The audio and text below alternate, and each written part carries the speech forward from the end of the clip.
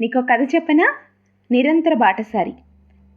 ఎప్పుడు జంట సీతాకోకచిలుకలు అందంగా ఎగురుతూ కనిపిస్తాయి.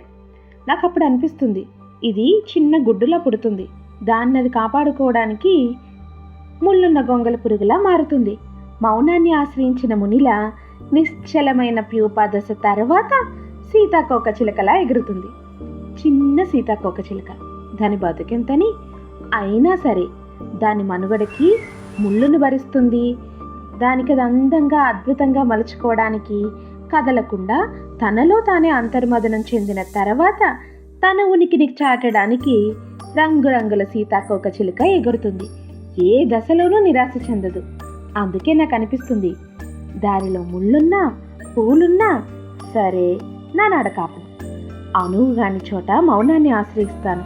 ఎన్నడూ లక్ష్యం మరవక, ఆశను విడవక నడిచే బాటసారినై జీవన పయనం సాగిస్తాను. మరి మీరు?